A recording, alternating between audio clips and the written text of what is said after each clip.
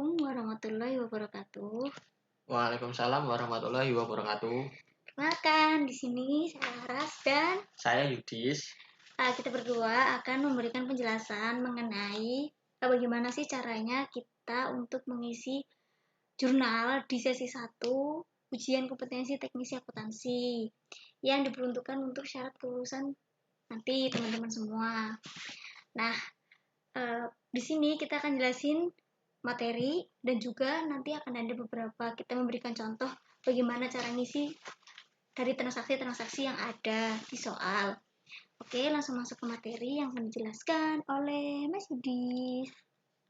Nah, kan UKTA itu dibagi ke 3 sesi. Nah, sesi pertama itu ada jurnal, sesi kedua itu ada buku besar, dan sesi ketiga itu ada laporan keuangan. Nah, untuk video kali ini kita mau bahas tentang sesi pertama yaitu jurnal.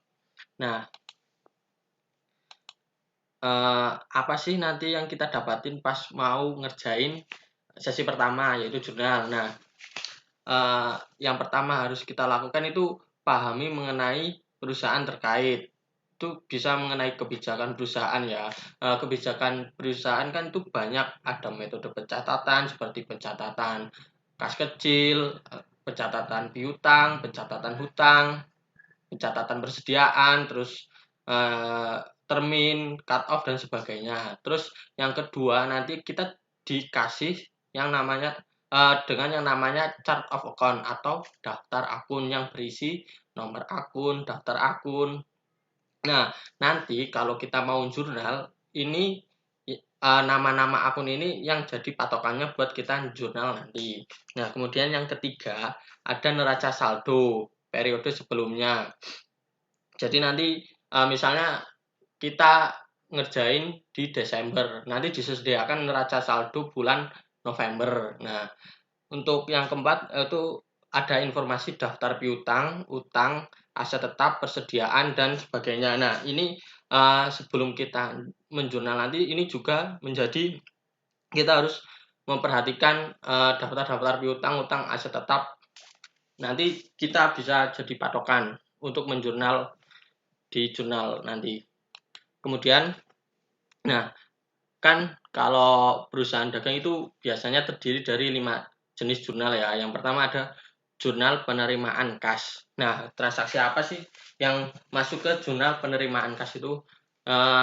Biasanya itu kayak pembayaran piutang, penjualan tunai itu biasanya masuk ke jurnal penerimaan kas. Yang kedua ada jurnal pengeluaran kas. Nah, transaksi-transaksi seperti pembayaran utang, pembelian tunai itu biasanya masuk ke jurnal pengeluaran kas. Nah, kedua jurnal untuk transaksi yang tunai ya, bukan yang kredit. Nah, kemudian yang ketiga ada jurnal pembelian, yaitu untuk mencatat pembelian kredit. Nah, kemudian ada jurnal penjualan untuk mencatat penjualan kredit. Nah, biasanya kan kalau perusahaan dagang itu ada harga pokok. Nah, nanti juga kita harus mengetahui metode apa sih yang dipakai perusahaan. Kan ada 2 metode pencatatan persediaan, yaitu perpetual dan fisik. Tapi biasanya sih kalau UKTA itu pakainya yang perpetual. Terus yang kelima ada jurnal umum. Nah, untuk transaksi-transaksi selain yang masuk ke 4 jurnal tadi, itu masuknya ke jurnal umum. Biasanya itu transaksinya retur dan sebagainya.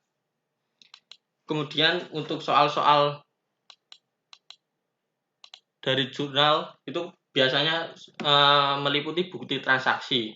Nah, bukti-bukti tersebut itu ada bukti kas masuk, bukti kas keluar, faktur, memo, dan voucher kas kecil. Nah, untuk bukti kas masuk itu sendiri kan udah jelas ya.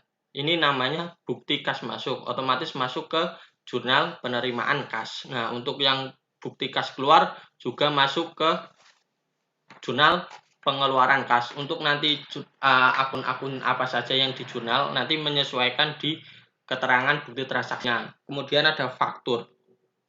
Faktur kan ada 2 ya biasanya, faktur penjualan dan faktur pembelian. Nah, tapi di soal nanti hanya tersedia satu faktur. Tapi untuk membedakan mana transaksi penjualan dan mana transaksi pembelian, itu dilihat dari kop pada bukti transaksi. Kalau kop tersebut kopnya perusahaan kita, berarti itu jurnal penjualan. Nah, kalau fakturnya kop dari perusahaan lain, berarti itu transaksi pembelian. Kemudian ada memo. Kalau memo, setiap bukti transaksi memo itu masuknya ke jurnal umum. Nah, biasanya itu transaksinya kayak retur penjualan, retur pembelian itu nanti masuknya ke jurnal umum. Kemudian ada voucher kas kecil. Nah, kalau voucher kas kecil ini tergantung juga kepada kebijakan dari perusahaannya kan. Ada dua metode untuk pencatatan voucher kas kecil, yaitu impres dan fluktuatif. Nah, untuk gimana menjurnalnya nanti lihat di kebijakan perusahaan. Nah, untuk lebih jelas kita bisa langsung aja ke contoh transaksinya ya. Kan kalian udah punya file soal soft copy soal masing-masing kan. Kita mulai dari yang pertama. Nah, ini ada dokumen nomor 1. Dokumen nomor 1 kita lihat dulu. Ini namanya apa? Kan di sini udah jelas ya, namanya bukti kas keluar. Otomatis ini masuk ke jurnal pengeluaran kas kan. Nah, kita buka jurnal pengeluaran kasnya.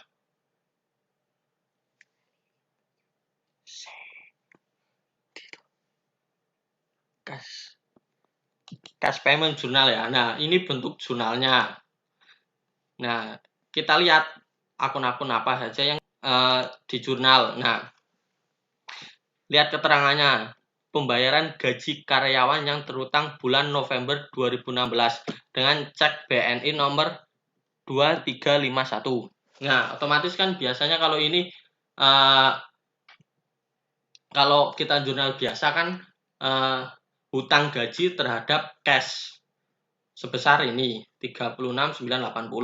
Nah, kita sebelum menjurnal kita harus sesuaikan dengan nama akun yang disediakan oleh perusahaan. Nah, kita lihat di daftar akunnya. Nah, kita lihat di daftar akunnya.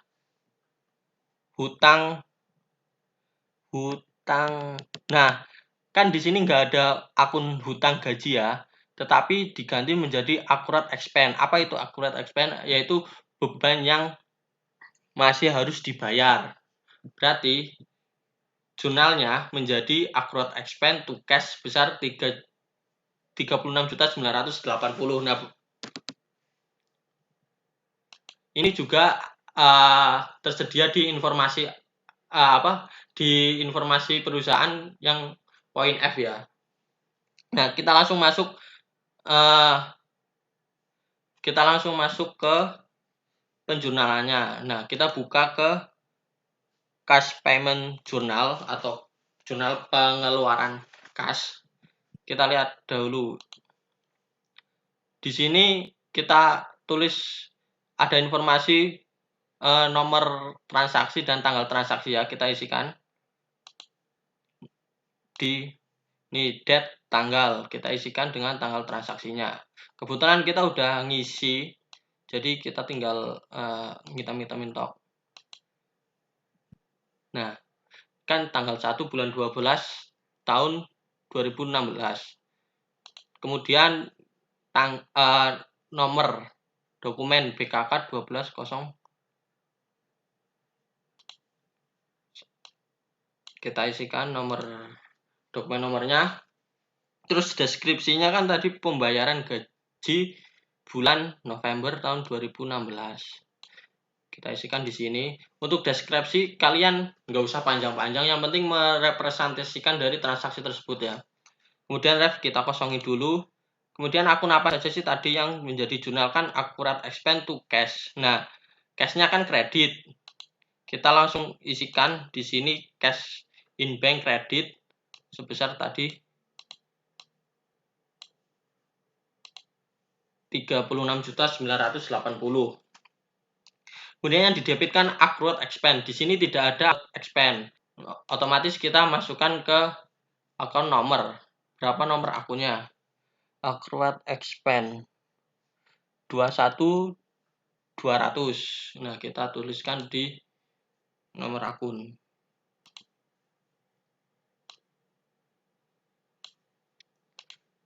Sebesar sama 36.980. Nah, ini kan jurnalnya sudah kita sudah menjurnal satu transaksi ya. Jangan lupa nanti kalau setelah selesai jurnal, ini kan ada keterangan dibukukan oleh. Nah, kalian tanda tangani di sini. Ini juga biasanya diperiksa oleh asesornya. Terus juga ini menjadi koreksi bahwa kalian tuh udah jurnal transaksi tersebut. Kemudian yang selanjutnya, contoh yang selanjutnya ada dokumen nomor 2 ya, voucher kas kecil. Tadi di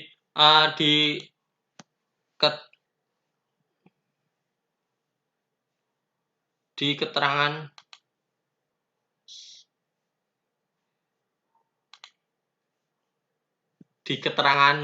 kebijakan akuntansinya, poin 2 ini kas dan bank, untuk pengeluaran sehari jumlah untuk kas kecil di bawah menggunakan 1.500.000 ya, dengan dikelola dengan sistem impres. Seperti yang kita tahu itu metode impres. Kalau mengisi penjurnalan metode impres itu nanti kita jurnal di akhir periode. Otomatis untuk dokumen nomor 2 ini kita abaikan, kita tinggal untuk nanti di jurnal di akhir periode. Kemudian selanjutnya ada Mbak Laras yang akan melanjutkan.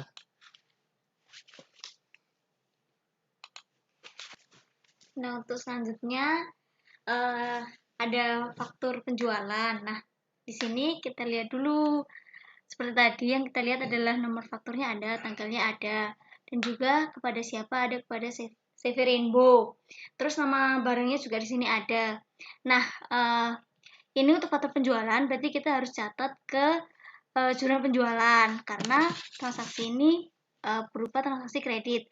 Dan yang sekali lagi kita perhatikan dalam faktur penjualan adalah kopnya. Kalau misalnya itu merupakan PT kita, tadi kan di sini yang dibahas adalah PT Zalia tuh.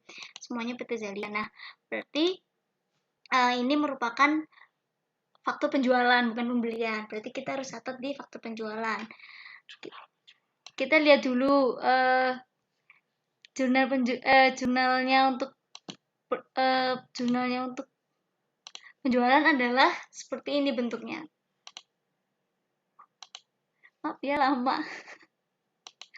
Nih kayak gini. Nah, di sini kan akun yang sering muncul adalah akun piutang dan juga akun penjualan dan juga akun pajak karena setiap penjualan akan diikutin oleh pajak keluar. Nah, di sini tuh biasanya kalau di UKT itu ada dua jenisnya, fade out dan juga fade in. Nah, kalau fade out ini lebih ke jurnal penjualan.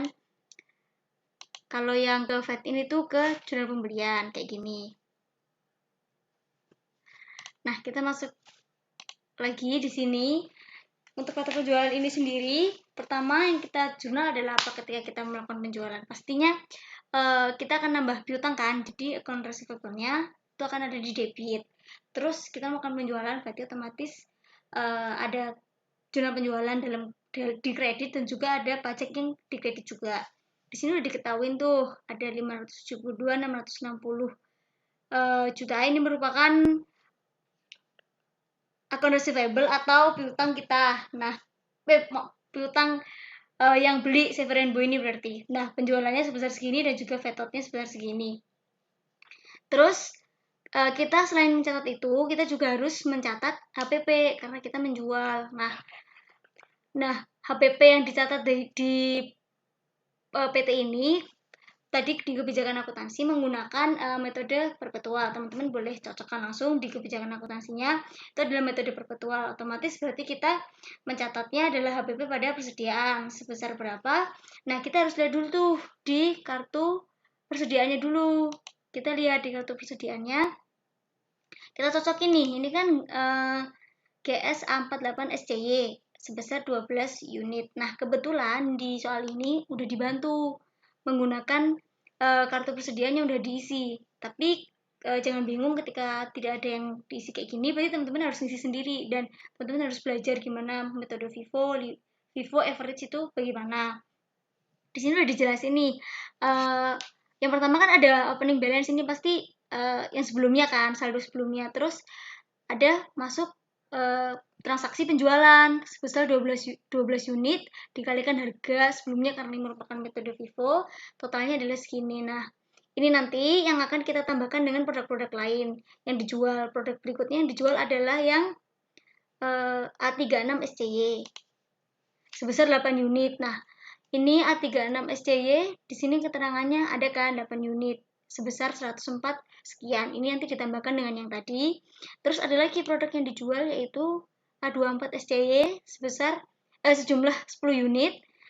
Terus kita lihat berarti di sini, nah ini ada kan kepada CV Rainbow 10 unit menggunakan harga yang sebelumnya ada sebesar ya segitu, sekian yang ditunjukkan di kartu persediaan itu nanti di total semua, terus berarti itu merupakan HBP kita. Nah, berarti langsung aja kita isi di jurnal penjualan. Kita isi pertama adalah tanggal ya, kayak tadi ya, tanggal. Nah, tanggalnya merupakan tanggal berapa tadi? Tanggal 2 Desember. Bener kan, tanggal 2 Desember 2016. Terus nomor fakturnya adalah FGS bla bla bla bla bla, ini kita tulis juga FGS di sini. Tada. Nah, biar cepat di description-nya ini kita tulis nama perusahaan yang beli ke kita biar lebih mempersingkat waktu. Tapi kalau misalkan pengen lebih jelas ya penjualan kepada CV Rainbow itu boleh, atau langsung kita tulis dengan nama perusahaannya yaitu CV Rainbow. Untuk kolom ref dikosongin. Nah, tadi kita kan udah jurnal tuh yang pertama yaitu adalah piutang perusahaan ini yang perusahaannya CV Rainbow kepada kita.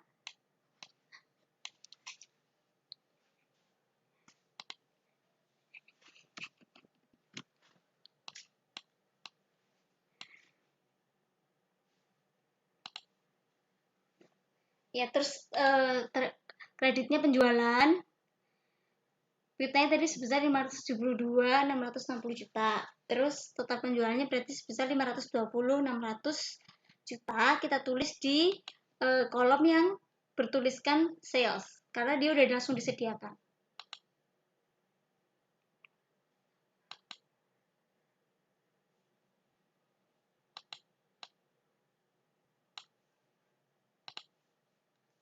Nah, untuk fat out-nya atau PPN keluarannya kita tulis sebesar 52.060 rupiah.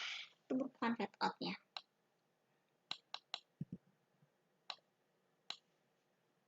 Nah, kalau kita jumlahin ini akan balance ya. Terus sekarang kita tambah dengan account dari HPP pada persediaan. Tadi kita udah sama-sama cari tahu. Jadi kita udah hitung jumlah HPP pada persediaannya. Nah, HBP-nya berarti kan di debit karena kita melakukan penjualan kan, dan persediaannya pasti berkurang, berarti di kredit. Jadi kita tulis di akun nomor HPP. Nah, nomor akunnya kita harus lihat dulu di chart of account yang diberikan oleh perusahaan. Nah, kebetulan di sini HPP-nya nomor akunnya adalah 51100. Jadi kita tulis aja langsung nomor akunnya 51100. Kita udah tulis kebetulan. Dan jumlahnya adalah sebesar yang tadi kita hitung bersama. Begitu juga di akun persediaan, kita harus lihat dulu nih nomor akunnya berapa. 11500.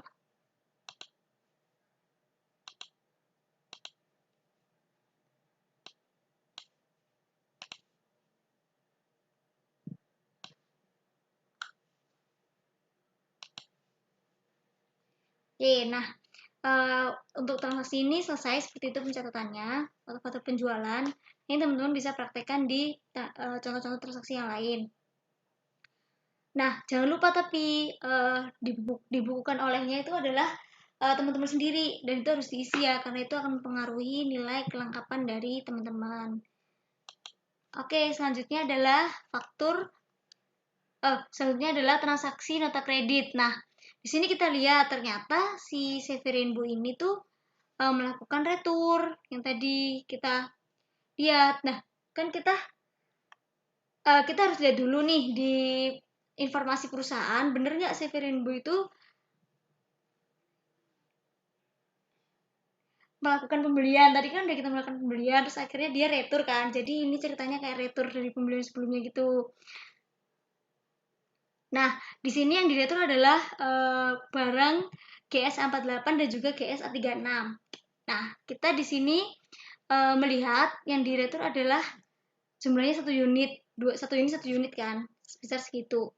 Nah, kita catat di mana nih kalau ada retur? Berarti kita catatnya di jurnal umum atau memorial jurnal.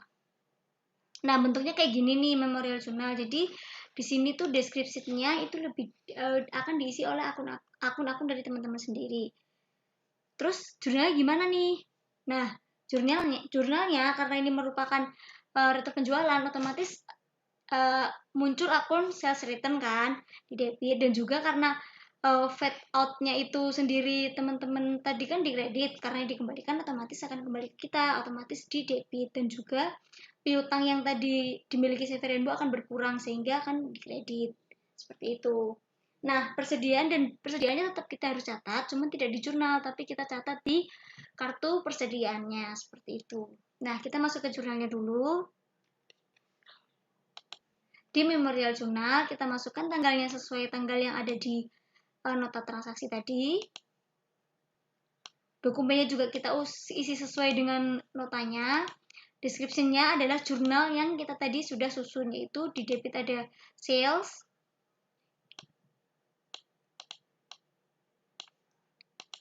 kemudian di debit lagi juga ada fade out,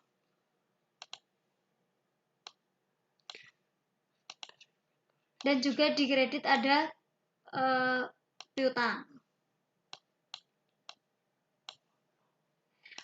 Nah, oh ya tadi lupa, ternyata persediaannya nggak cuma disusun di kartu persediaan aja, tapi juga harus kita jurnal di memorial jurnal.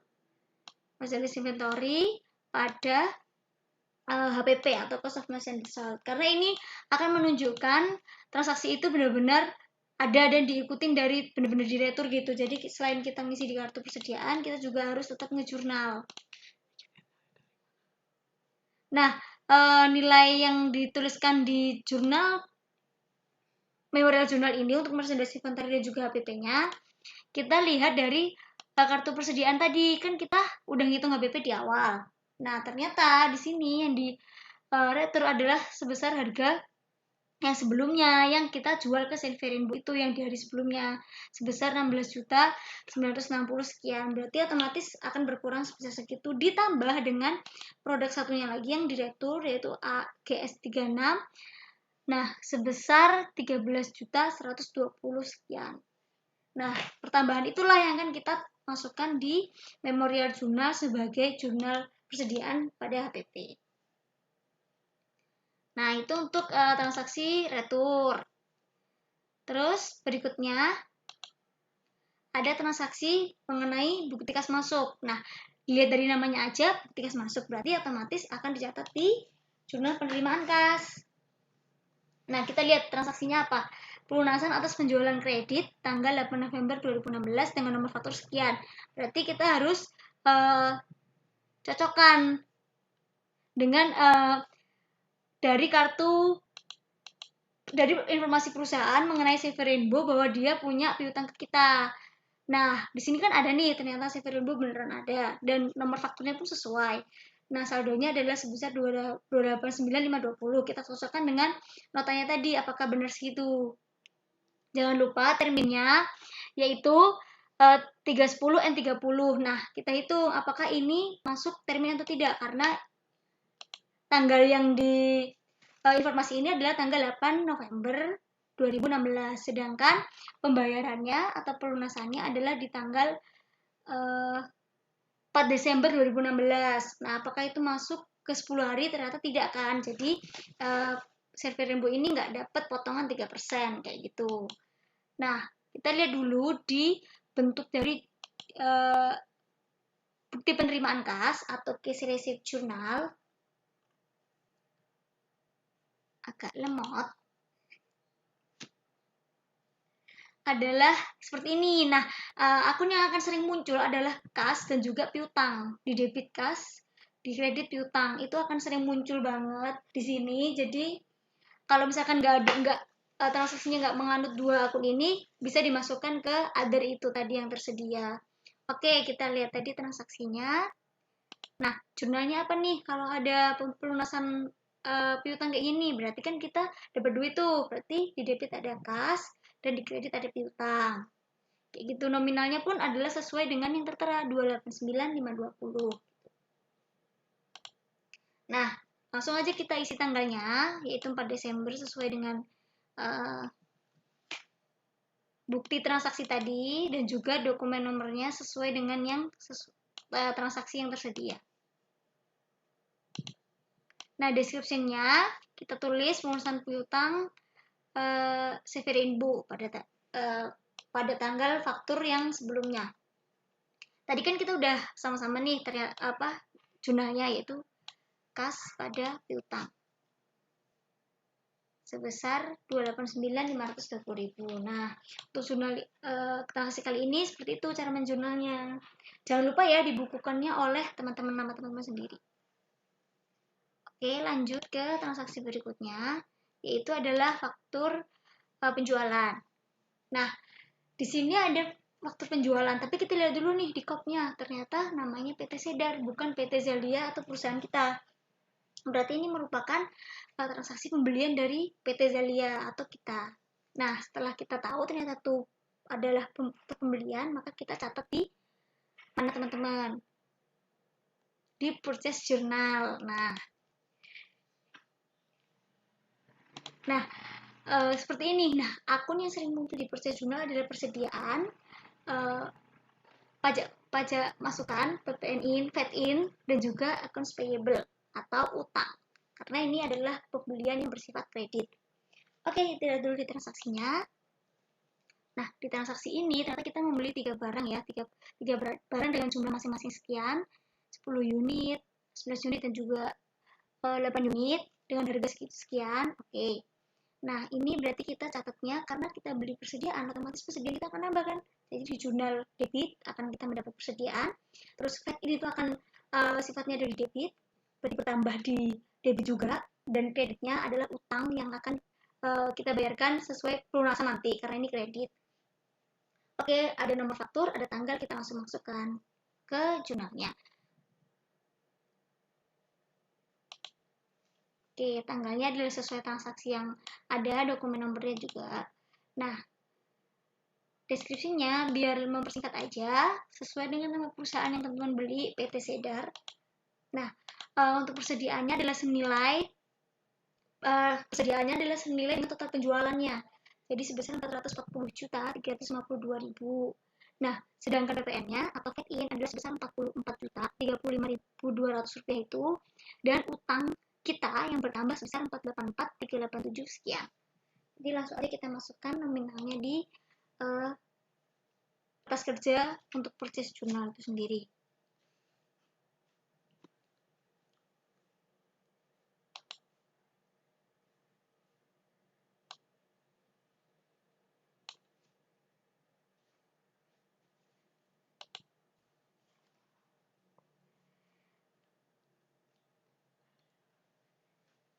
Bentar ya teman-teman, ini lemot. Oh ya, nanti di setiap jurnal itu akan ada yang namanya rekapitulasi. Jadi teman-teman jangan lupa untuk menghitung jumlahnya berapa dan juga melakukan rekapitulasi dari masing-masing akun. Nah, ini kayaknya udah bisa nih, udah nggak lemot lagi. Nah, sebesar sekian. Ini adalah sama persis dengan yang ada di bukti transaksi. Teman-teman juga jangan lupa ketika ada aktivitas pembelian seperti ini, kita harus catat di kartu persediaan. Jadi kartu persediaan nanti akan bertambah. Bertambahnya sesuai dengan unit yang kita beli dan harganya. Nah, kita kan ini nih contohnya nih. GSA 48 SEC dari PT Cedar sebesar 10 unit di kolom in. Terus habis itu ntar akan langsung masuk ke balance. Jadi ini karena kita dimudahkan banget karena kebetulan ini udah dikasih sama pihak dari penyelenggara uktanya. Jadi ini akan memudahkan kita. Tapi kalau nggak ada, sekali lagi teman-teman harus belajar dia pakai metode apa dan bagaimana cara mengisinya seperti itu. Ini pun berlaku dengan produk-produk yang lain. Dia akan bertambah. Nah, PT Cedar 11 unit masuk sesuai harganya sesuai seperti itu. Itu teman-teman. Nah, ini juga sama kayak yang produk-produk sebelumnya, GSA 24 dari PT Cedar juga bertambah 8 unit seperti itu. Nah, itu tadi udah aku dan Yudis contohin bukti-bukti transaksi masing-masing dan juga cara ngisinya di masing-masing jurnal. Jadi untuk selanjutnya, bukti-bukti selanjutnya yang belum kita sampaikan, teman-teman silahkan isi dan lengkapi sesuai dengan informasi yang ada dan juga jumlah bukti transaksi yang ada. Teman-teman tolong selesaikan itu semua. Dan juga nanti kita akan ada forum untuk berdiskusi dengan teman-teman semua melalui chat WA. Nanti kita akan koordinasi dengan ketua kelas masing-masing bagaimana teknisnya. Dan silakan file ini nanti yang teman-teman kerjakan difoto dan juga dikirim ke kita. Jadi kita bisa nge-review teman-teman H+2 setelah diskusi kita bareng-bareng kayak gitu. Nah, kalau misalnya ada yang ditanyain, ntar waktu diskusi aja. Sekian video dari kami. Terima Terima kasih. kasih.